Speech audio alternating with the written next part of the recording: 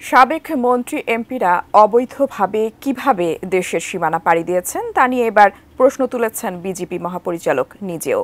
অর্থের বিনিময়ে দালালরা তাদের সাহায্য করে থাকতে পারে বলে জানান তিনি।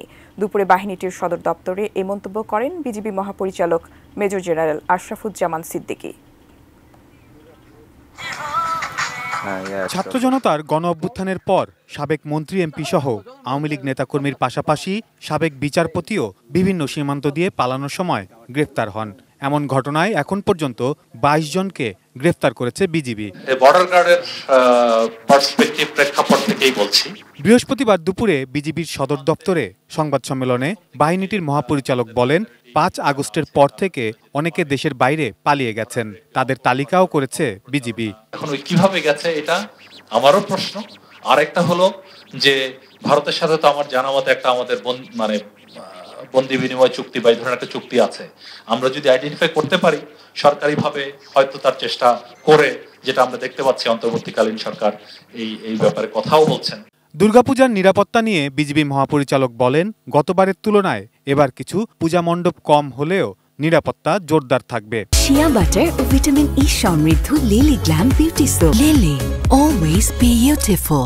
যে সুনির্দিষ্ট মন্দির ছাড়াও টেম্পোরারি জায়গায় কিছু কিছু পূজা মণ্ডপ তৈরি করা হতো, তো সেটার ব্যাপারে এবার ডিসকারেজ করা হয়েছে। তবে এমন কিছু নয় যে তাদেরকে যে ডিপ্রাইভ করা, বঞ্চিত করা হচ্ছে তা নয়, এটা ভুল মেসেজ নেবেন না।